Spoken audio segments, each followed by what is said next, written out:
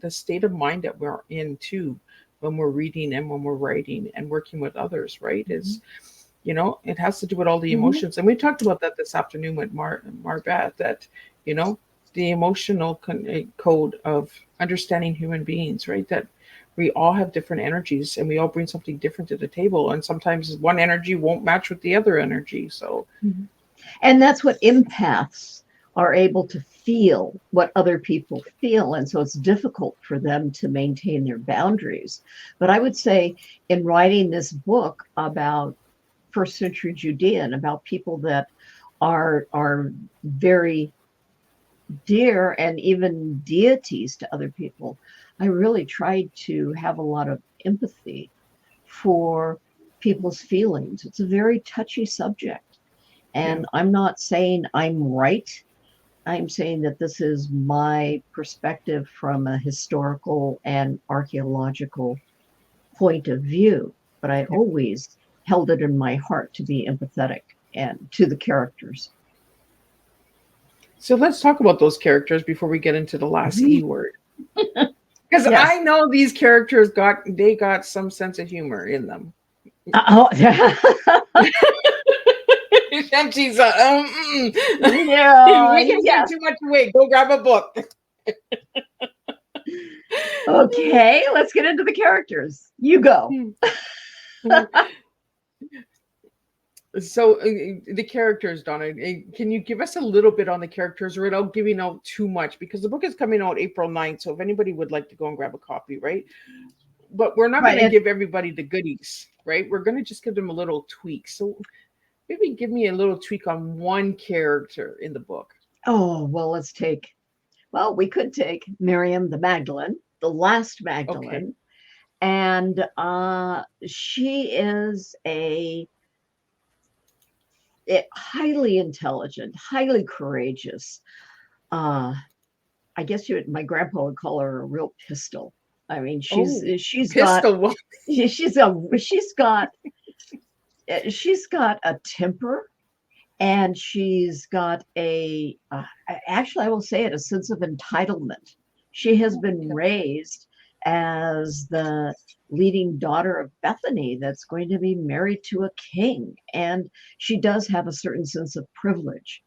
And throughout the book, she is brought to the reality of what life is like for the people. There's a part of the book and near the beginning where someone else tells her, "You don't know anything about what the people outside of your temple are experiencing under Roman rule.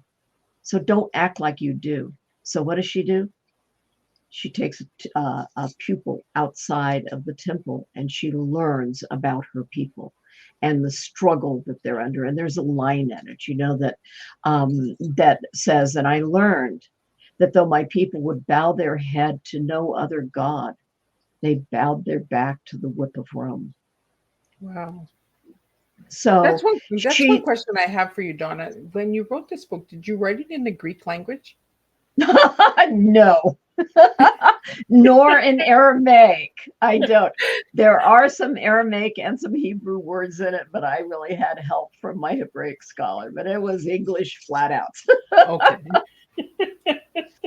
So yeah, the So Magdalene it's is a real woman who goes through so much, and her arc is one that I think um, is empowering. Back to that okay. word. Yep. So see if you anybody wants to know more about this book, you got to go at April 9th because that's when the It's book's coming out. pre-order right now, and it'll be delivered on the 9th. Oh well, look at you go there. And we have before we get into the word engagement, Donna, I want to get it out there that this book has already won a couple of awards. 5, as a matter of fact.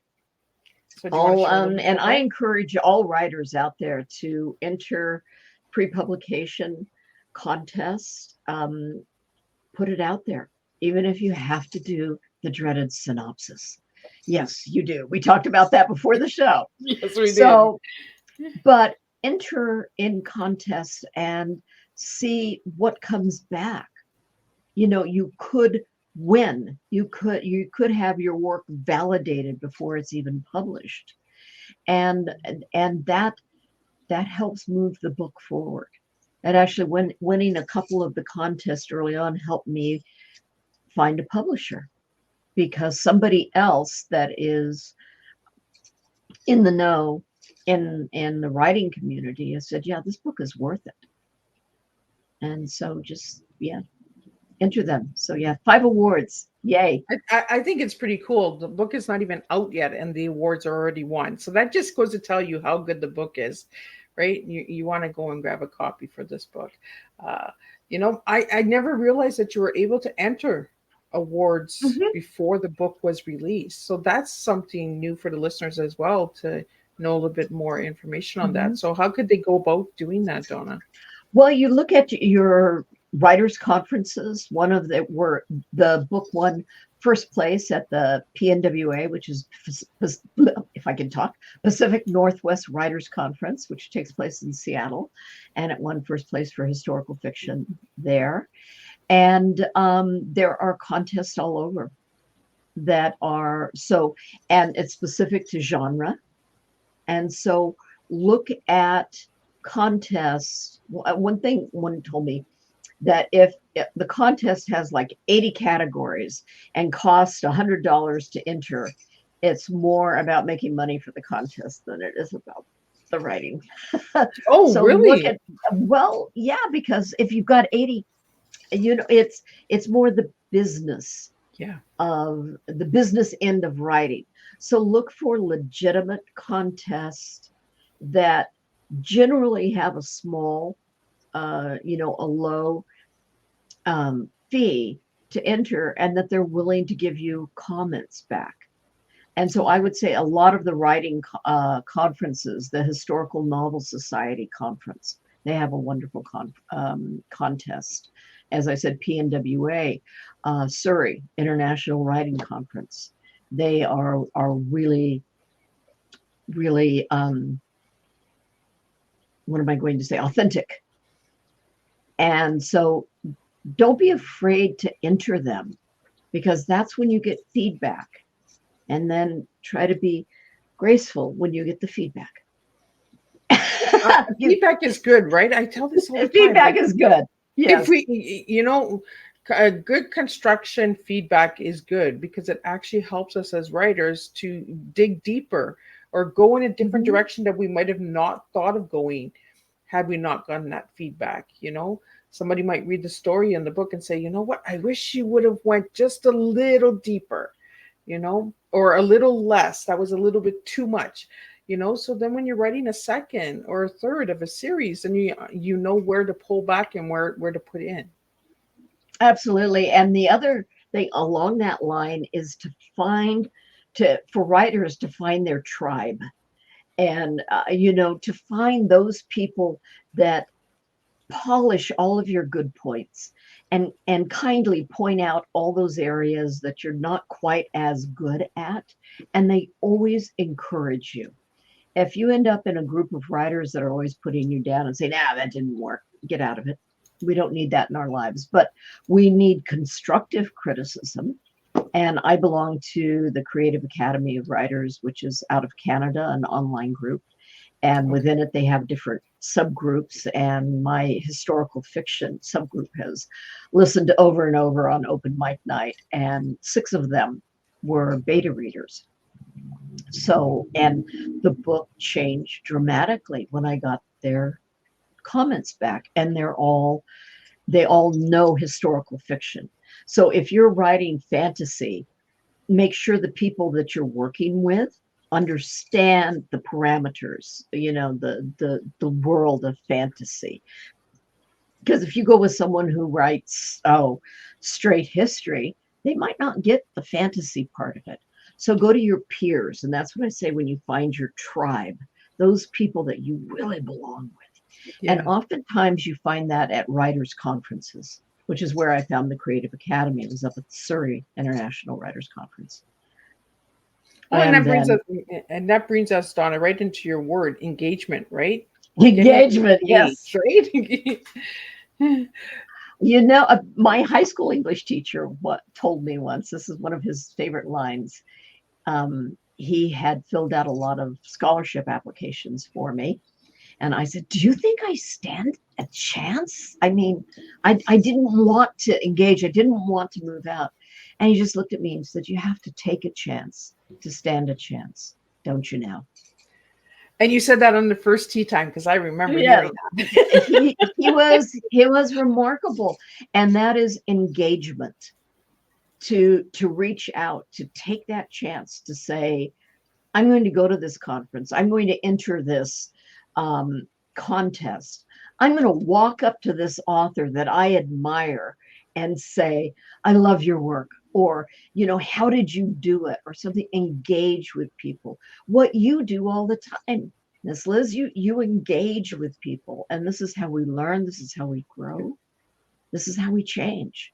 Well, I like engaging with people. I get to learn cool things. Absolutely. So, Donna, I want to get into the A's now. And you had already brought up the one word, authentic, but you gave me authenticity. And there's a big difference between authentic and authenticity, correct? Authenticity. Well, Authenticity. authenticity, yeah, is the same root word of being authentic, but authenticity is embracing um, your true self, or the truth as you see it at the time. And so, yeah, the root word is being authentic. So I think authenticity is just kind of tumultuous. Yeah, it's a fancy way of saying it. You just like to But twist my tongue. exactly. I stay up at I get night my saying, what twisted tea word when can I Donna give comes her? to the table, guys. Like, he twists my tongue all the time. Oh, Yeah, but I think Your sec, yeah, authenticity is something that I look for in people, in books, in movements, in rhetoric. yeah. I'm so happy you said that, because we see so much out there, but the authenticity is not always at the table, right? Mhm. And it goes right back to the empathy, right? Because you can feel the energies. You can feel, ooh, I'm not sure about this table. Let me go to the next table. It's like when you go to Well, a and conference, right? yes, And you feel pulled to a table, and then there's a table beside, and you're like, oh no, I'm going to skip this one. exactly. Exactly. And it's just being authentic in yourself, saying, this is my feeling. It may have nothing to do with what that person is doing, but for me at this time, it's not right, or it's absolutely right. Yeah, And be willing to be flexible. What's right today may not be right tomorrow. What you were saying about reading a book. yeah. I one of my favorite book series is The Dragon Riders of Pern. I by Anne McCafferty. I tried to read that book 3 times and just was like, "Ugh, this is so horrible. There is no way I can get through this." Okay, set it aside, open it back up because everybody said you have to read it. The fourth time I opened the book, boom, I was right in it. I was like, "Oh, this is incredible," and that's because I had changed Yeah. over that time, and now it was something that I could empathize with, I could relate to. It had meaning for me at that time. But I was willing to put it away the first 3 times. Well, and that's it, right? Because you weren't ready for the story. You weren't ready Mhm. to see it, right? And sometimes that's what it is. We grab a book and we're like, oh, we're going to read this book. We really want to read it. And then we're just like, oh, I'm not sure about this book. Like, put it aside. It took you 4 times, Donna. So, On the fourth that's what I time, tell and my then I kids. read That's why the every book. library's there. You can go and read it at any time. Yeah, and I think there are like 20 books in the series, and I read them all once I started it. But you had to get that flow, right? It's just like a good tea, right? You Exactly. just got to get that flow. And then you're like, oh, okay, now I get it. It had to be So your steeped second, just right. right? It had to be steeped and steamed. Your second word you gave me, I've never heard this word before, so I'm going to get a little Uh-oh. education on this one as well. It's the action, actuation, Actuation. actuation. Actuation. That Yes, I've means, never heard that. to put it bluntly, do what you say you're going to do. Actuation. Oh, well, Make I it like that word. happen. So Oh, it's that's it, my new you word. thing happens. So the actuation, you turn the key in the car, the actuation is the engine starting. So it's doing what you say you're going to do. I And like it it. is, yeah, it is the mechanism by which something is accomplished. See, Where it's and this is why I have guests like you, Donna, because I have actually, learned, right? well, Because I though, didn't have that education. I'm a high school dropout. I got married, I got pregnant, I had all the babies and all of that. But I mean, I learned at almost 50 years old. I'm going to be 50 in May, and I'm learning today from you, Donna. So thank you for that, because you are we're so never welcome, too and never stop learning. Never. But right. the work something is activated. You know that term. So this is the mechanism by which something is activated. Okay, so these are like the gears. This is like the actuation. So this is a train on a bike, right? We're on a bike and we have the gears, we have the chain. So are we the And it's chain or are we going the and it's gear? working. Right? It's actuated. Actuated. And for And your everybody last word, listening, uh, these are not dictionary definitions. These are just how I relate to these words, because you should be getting comments going, that's not what the dictionary says. right? We're gonna get everybody doing homework after this tea time. And Donna, your last word was art. Art, I'm curious about this word, art. art is to me as the creation of something that is visualized or realized inside of a person, and is it is given out to the world. And to me, in writing, there is the art of writing and there's the craft. And for everybody, you need to have the craft. Like you might want to paint the Mona Lisa. You better have some craft behind that to produce that type of artistic um, result.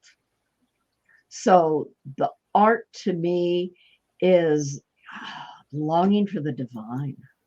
I mean, it's putting that into form. It's giving life, and for me, it's given life to beauty. And I know there are people who create art that is disturbing, art that is destructive, and art that is hateful. So art can elicit any emotion. And to me, that's what art does. It elicits emotion, but it comes from with the creative genius that is in each of us. And that creative genius, it longs for expression. So to me, I mean, your tea, that is art. Your grandma's baking is art. It doesn't have to be a painting or a book or a sculpture. It is something that is created and to me brings beauty and love into the world. And you did promise. You've been promoting this tea time, and you said we were going to talk about the universe. And look, the universe comes into the Oh, conversation. yeah, I said Donna has a life. way of bringing it to the table, guys. I'm telling you, she's Donna. I love having you here as a guest because No. you open my eyes to different ways of seeing things and different perspectives of Hmm, seeing words. Because thank people you. say art and they think of music and painting and sculptures and stuff like that. But you just put us into the word art in a different, deeper understanding. Grandma's cooking, this tea time, it's different art forms created in the universe. And I just love it. Like you always take me on a journey and I love it. Like, Oh, thank uh, you. And I what you're referring to, oh, go ahead. no, go ahead. Oh, I was going to say what you're referring to is when I said, join Miss Liz and I because we'll talk about life, the universe, and everything, which comes from Douglas Adams. Anybody listening out there will know from from Hitchhiker's Guide to the Galaxy. And that was the question that all of these people throughout all ages decided, what is the meaning of life, the universe, and everything? And they gave this to Big Think, the computer, and the computer said it would take several million years to come up with the answer. And then you have to read the book to find out what the answer was. Those of you out there will probably know it. But you just get me on the seat of my pants here. Like I'm on the chair and she's like, we gotta go. Like we're if driving, if you know Douglas Adams, you will know that the answer is not what you expect. And he was brilliant, brilliant artist. Yeah. I just love how you put me on the seat of my pants all the time. Like I'm always like, where are we going? I'm getting excited. Like she's going to take me here. She's taking me there. You know what I mean? So we always have a blast here when we have tea time together, me and you, Donna. I want to get into your color. Your favorite color. Do you remember what it is? What did I say? I don't know. Take a guess. Purple? She got it. Ding, ding, ding. We have a winner. Okay.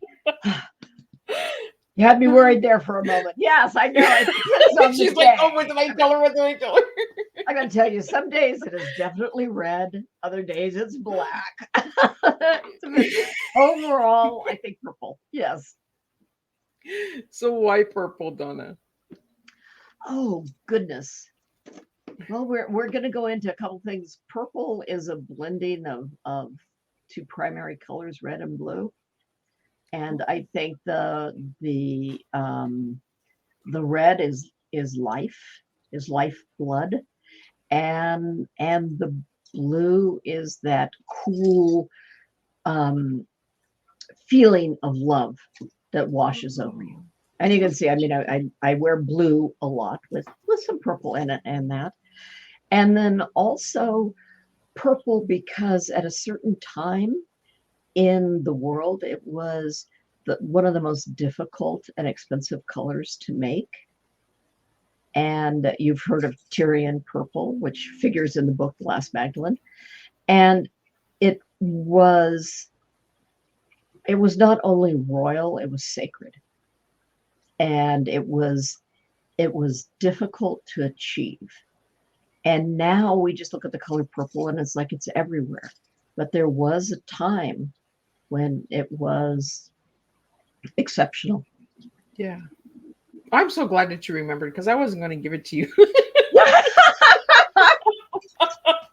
I was like, okay, see if he's going to remember. This is not a moment for senior mind freeze. What? I would have been really red. I'm not sure about that one. But we do have these days where it is different colors that we're drawn to, and our emotions again, how we look at things, the perspective of the moment. Donna, you gave me the word resilient for you. Yes. I asked you to give me one word to describe yourself as an individual, and you gave me resilient. I want to know why. Because I am. I keep going, and I say that to everybody I meet. There are days that you don't want to move. There are days that you don't want to face. But finding that resilient part in yourself, and to me that is at the heart of every living being. That it's that kernel that keeps us moving forward. And so for me, even on the worst days or worst nights, then it's like, I can do this. I can keep going. And if I don't, what is the alternative? That nothing happens, that I'm not living my life. And so I think resilience. And now you're talking about colors all day today. I'm in the Pacific Northwest. Spring has sprung, but Mother Nature didn't get the memo. So you got snow? Yeah, so not snow, but cold and rain. So I've been in this wonderful kind of kind of a sage green sweatshirt. Oh, And it's a little lighter than sage green, but it reminded me all day long that spring is coming, that green is the color of growth, of new birth, of moving forward. And so yeah, I gave you resilient a long time before that. But it is, to me, you keep moving forward. If nothing else, if you say, one day at a time, that's too much for me to do, then make it 1 hour at a time. And in the worst case scenario, one breath at a time. Just take another breath and wait and see what happens. uh, And it turns around. Just one more breath. I mean, life is an incredible gift. And living another day, as you know, is not guaranteed. So this is the day, and this is what I will do. And I will be resilient as long as I'm alive. and I love that you said that because I am. I like that because we need to stand strong on our words, stand strong on Mm-hmm. what we look at as ourselves. And resilience is a strong word, and I'm glad you gave me that word because that's what you are. You're a tough cookie. Thank What is you. that old saying? You eat piss and vinegar is what my Piss grandpa and used to vinegar, say. yes. You Yeah. know, uh, Some days one you're a more than straight the other. shooter, I right? try to be. That's what I say. I try to speak truth, which is why it's one of my words. And if, yeah, I don't know what else to say to that other than Yeah. I try to. And I try to do my best every day. And I try to stay resilient. And there are times where it is down to, okay, the next breath, as opposed to the next day or the next book.